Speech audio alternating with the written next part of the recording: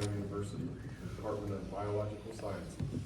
His area of research is applied wildlife ecology and conservation, with focus on terrestrial carnivores and amphibians. I'll get your presentation pulled up here.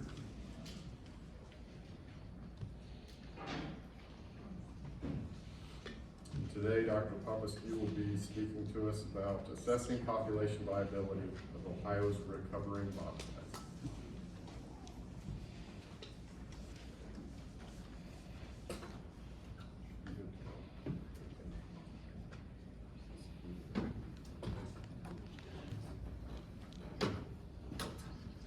Thank you, Mark, and thanks everyone for being here today. I guess it's my job today to deliver the non-bomber talk.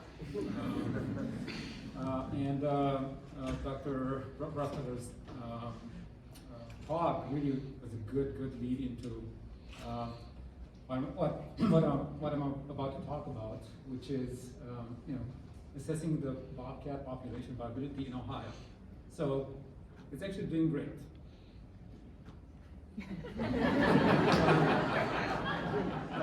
So yeah, enough of the bummer, right? This is just really just a slice of a much broader project that's been going on for about 5 years. That is a collaboration between a lot of folks, a lot of universities, agencies, funded by DNR, Division of Wildlife, and it's really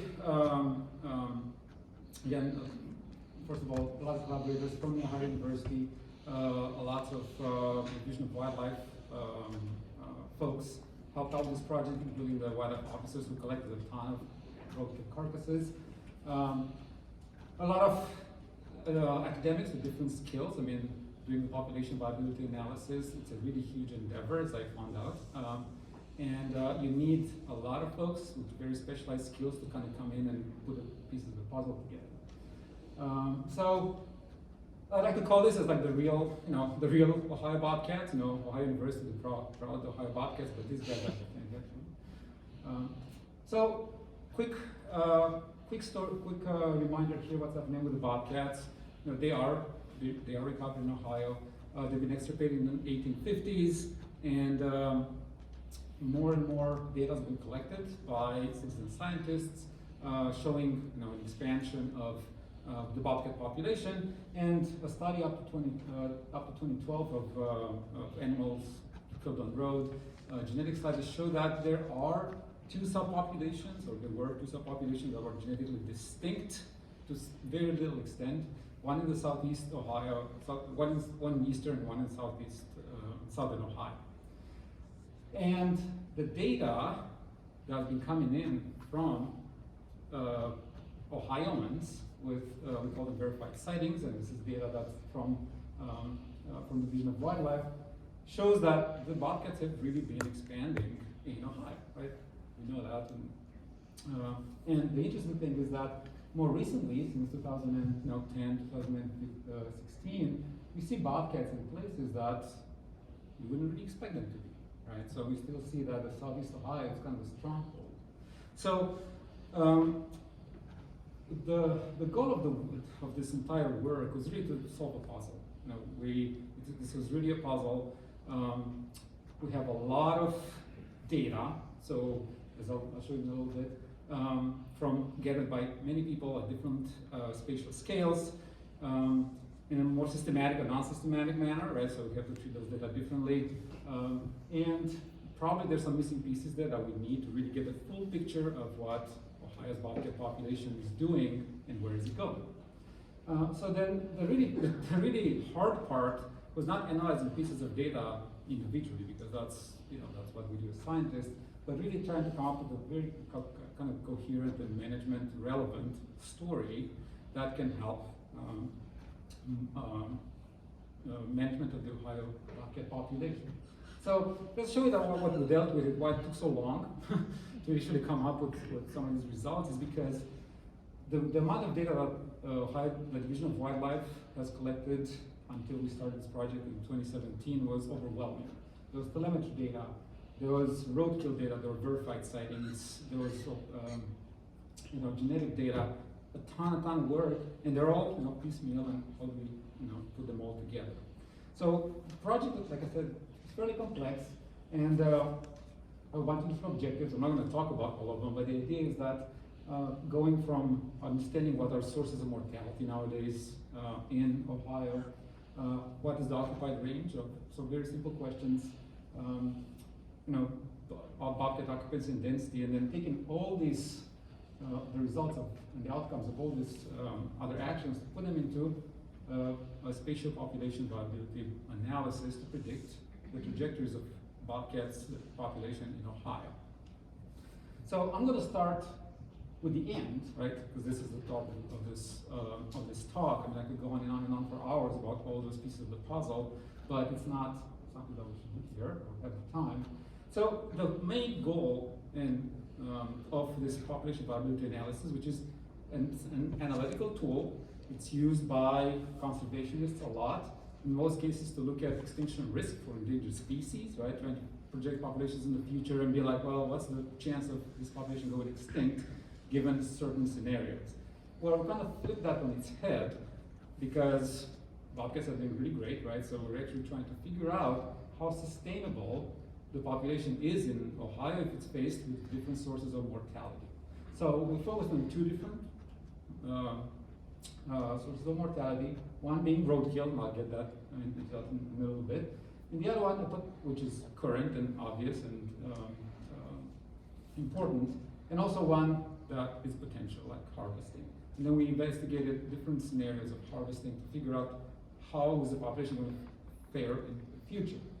And to do this, we teamed up with a really great mathematical ecologist at the University of Nevada. That's his life. He does population models, and this is also led by my PhD student in our lab, Marissa. And the question here, the simple question is really: are roadkill and potential harvesting the mortality from these two sources additive or compensatory? And for example, if a segment of the population gets killed on road more than usual, do we, if you open a harvest season, for example, and animals that are targeted from a different segment of the population, that would be additive mortality. If harvesting focuses on animals that would have been killed on the road already, right? So mortality doesn't really change, just a different source of mortality. That would be compensatory. So the one thing to remember here is that this is still an ongoing story. The PVA, these models, as you kind of got from Dr. Tomkovich's talk on deer, they're models. They are tools. They're not a definitive answer. It's really more of a way to update our intuition about how the population is doing using very fancy math. Right. So to get into this, we need a few pieces of information. First of all was roadkill. Right. We know, and DNR has been collecting a lot of roadkill bobcats, and maybe some of you have seen them driving around Ohio. And really asking the question of what does this mean for the population. So one master student in our lab wrote her thesis on figuring out all this. And what she found out is that a minimum of 6% of the population probably gets killed on road, and we're like, whoa, this is like crazy, how can that be?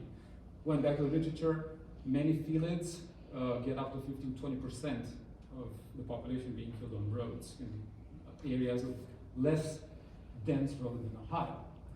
So we got some of these pieces of the puzzle, one piece of the puzzle. The other one was who gets killed on road, right? Not all bobcats are equal. Not all segments of the population contribute equally to the population growth.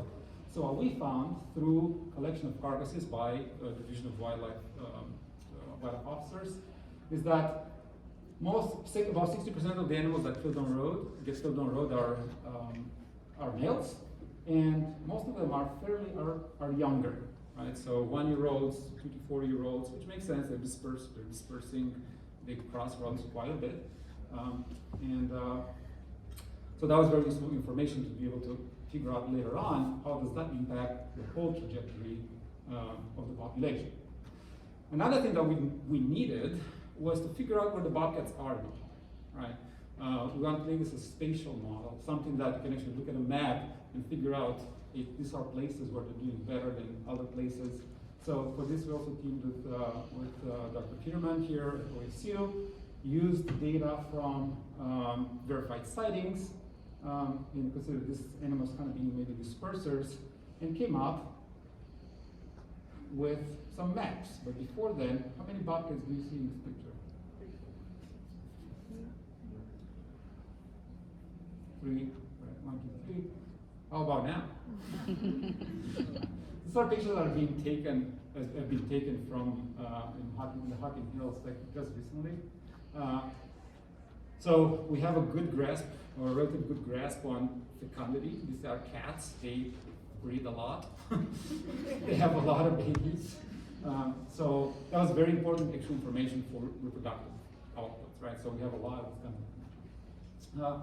So, you know, those animals were cited right here, right, in Hocking County. So we came up with a suitability, habitat suitability map that would kind of inform us whether you know, some populations can reach really high densities in some areas, maybe here in the red, and some of them in some areas maybe less so. The one thing I wanted to remember here, oh, this is our validation. Well, after we created this map, there was something in the news that the first bobcat in Summit Metro Park was sighted. It's right there in the red, in the little spot. So we're like, okay, maybe, hopefully the map is doing really good.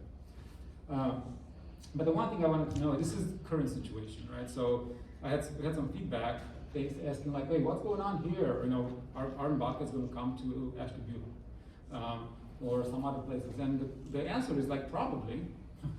You know, there's in Connecticut, there's like suburban bobcats. They live in a lot of different places.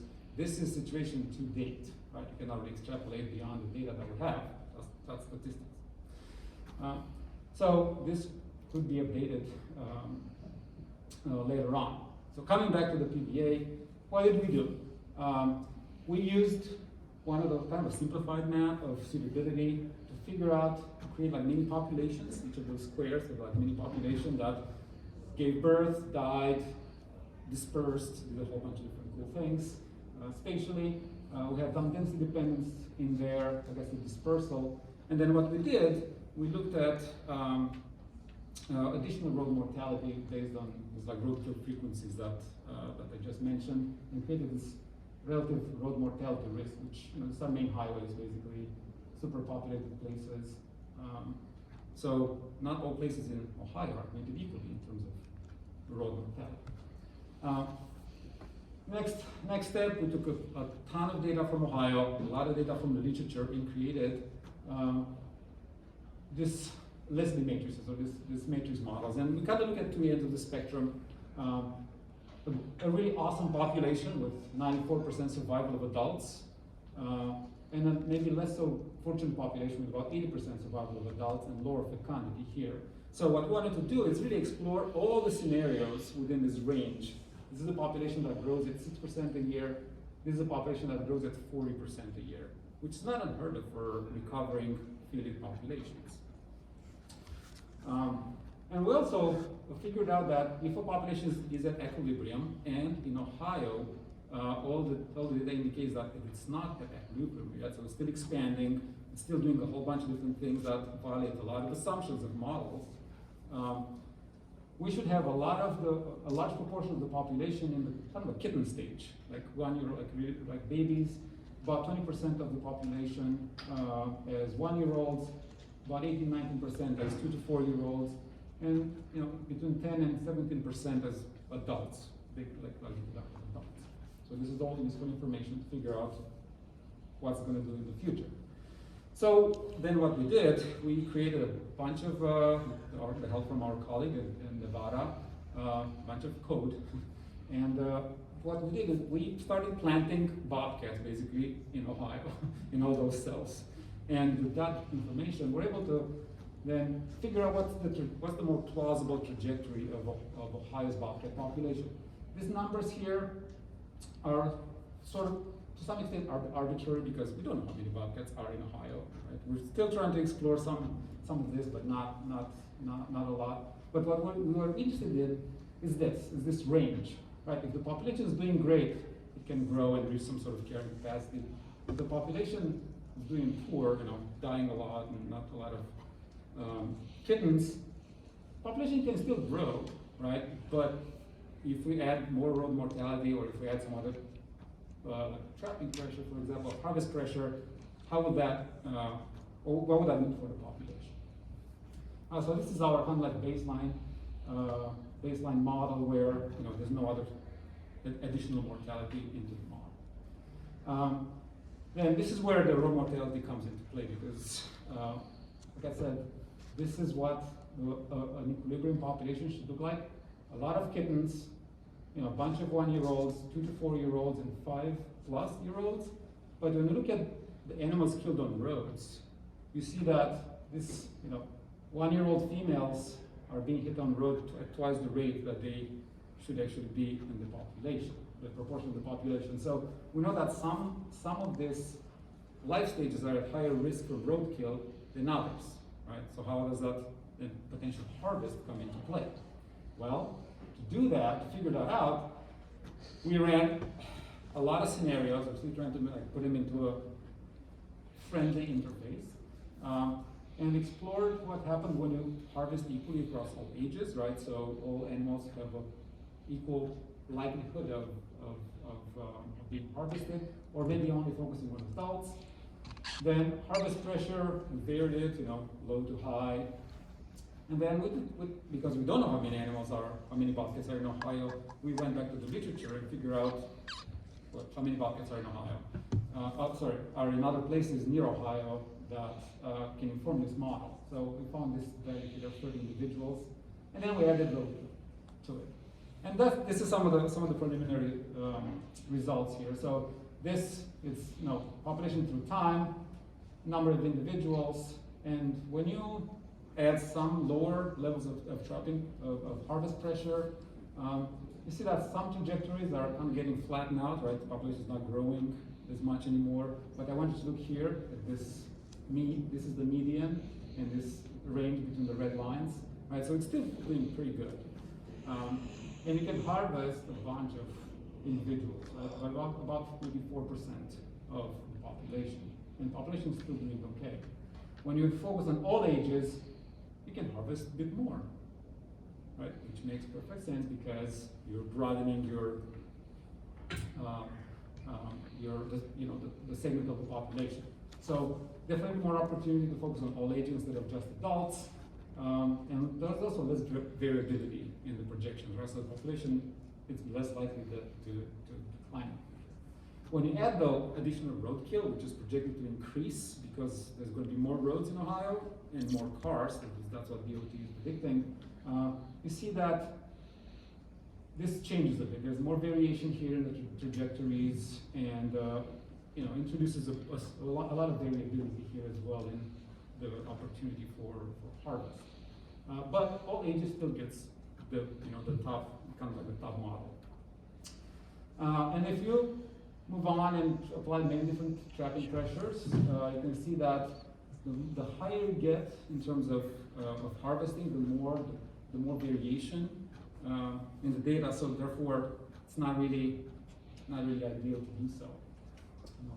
Safest, maybe not as safe.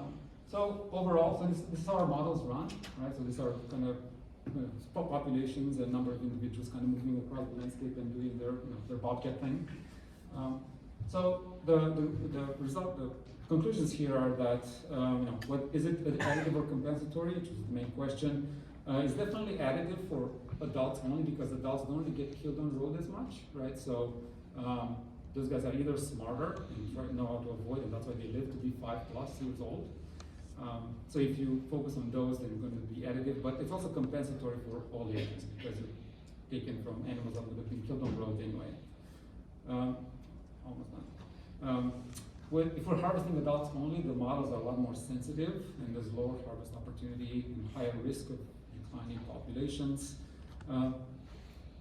Harvest limits, 3 to 5% at this point. What the models say is that maybe sustainable, especially focusing on all on all ages, and then additional roadkill makes population more prone to declines. And the interesting thing is we tried different, because we don't know how many bobcats are in Ohio, which played around with abundances, right? So what happens if we have a ton or have fewer? And the model is not very sensitive to that, right? So the trajectories, which is what we're interested in, not necessarily the maximum number of individuals, they're very similar, right? So you can't really go wrong if you set, you know, a certain type of limit or not. So with that, I'll take some questions. I know it's kind of a whirlwind and trying to cram a lot of information in 15 minutes. But again, the conclusion is that it's not a bummer. Things are doing really great, and there's a lot of evidence that populations are going up. I'm afraid we have no time for questions. We'll get to the next talk, but Dr. Popescu, I believe, will be around for the next break, and Yep, we'll be the here. rest of the conference. You can catch him during the break or afterwards. Thank you.